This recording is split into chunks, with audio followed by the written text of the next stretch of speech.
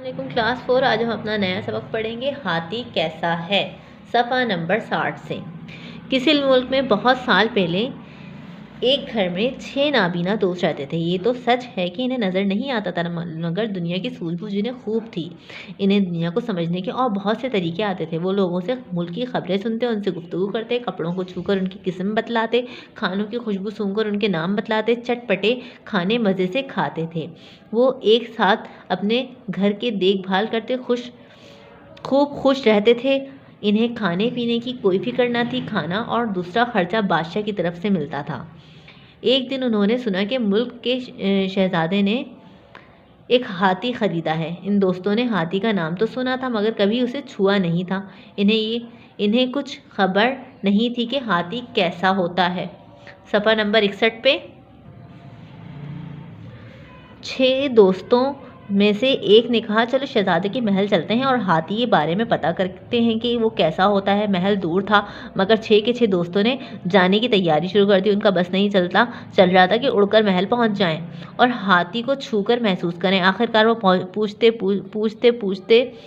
پاچھتے شہزادے کے محل پہنچ گئے۔ محل کے دربان نے انہیں سلام کیا اور آنے کی وجہ پوچھی۔ جواب سننے کے بعد دربان بولا، میرے خیال میں شہزادے کو یہ بہت اچھا لگے گا کہ تم لوگ ہاتھی کے پاس جا کر اسے چھو کر دیکھو۔ چنانچہ وہ ہاتھی کے پاس پہنچ گئے۔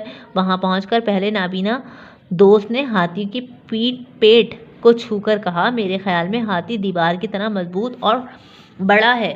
دوسرا دوست نے سونڈ کو چھوا اور بولا، نہیں، یہ تو اژدہے کی طرح موٹا اور لمبا ہے۔ تیسرے دوست نے ہاتھی کے بڑے اور نوکیلے دانت سے لپٹ کر کہا، میرے خیال میں یہ تو ہاتھی بھالے کی طرح نوکدار ہے۔ چوتھا دوست صفحہ نمبر 62 پہ صفحہ نمبر 62 پہ ہاتھی کی ٹانگ کو چھو کر بولا، مجھے تو لگتا ہے ہاتھی درخت کے تنے کی طرح گول اور لمبا ہے۔ پانچویں دوست کے ہاتھ ہاتھی کے کان آیا اور وہ بولا، اوہو، ہاتھی تو ایک پتلے پنکھے کی طرح ہے۔ چھٹا دوست دم کو لٹک کر بولا، ہاتھی تو موٹے رسے کی طرح ہے۔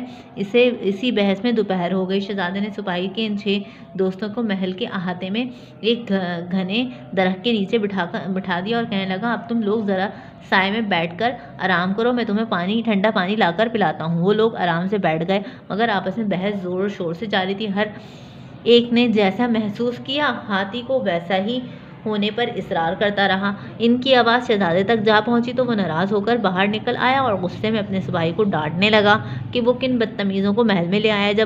مگر جب دربان نے ان کی باتیں بتلائیں تو خود شہزادے نے ان کے قریب پہنچ کر ان کی بحث سنی تو انہیں ہنسی آ گئی اور اس نے کہا، تم سب ٹھیک کہہ رہے ہو، اصل میں تم سب نے ہاتھی کو بس ایک حصے کو چھوا ہے، یہ سب حصے مل کر پورا ہاتھی بنتا ہے۔ شہزادے نے کہا، اب میں تم سب کو ہاتھی کے ایک سب سے اچھی اور مزیدار بات بتاتا ہوں، وہ یہ کہ اس پر سیر کرنے میں بہت مزہ آتا ہے۔ اس لیے اب تم سب اس ہاتھی کے اوپر بیٹھ کر سیر کرتے ہوئے اپنے گھر جاؤ۔ پھر 6 کے 6 نابینا دوستوں نے ہاتھی پر سوار ہو کیا گیا۔ راستے میں انہیں دیکھتا ہی کہتا، واہ، کیا عمدہ سواری ہے، کیسے اچھے سوار ہیں۔ اس طرح خوشی خوشی گھر پہنچ گئے اور سب کا اس بات پر اتفاق تھا کہ واقعی ہاتھی کی سب سے اچھی بات اس پر سیر کرنا ہے۔ تو بچوں، آپ نے بھی سیر کی ہوگی ہاتھی کی، اگر آپ لوگ چڑیا گھر گئے ہیں تو۔ اچھا، یہ سبق آپ نے اچھے سے پڑھنا ہے، ٹھیک ہے، اس کی خوب اچھی ریڈنگ کرنی ہے۔ اوکے، اللہ حافظ۔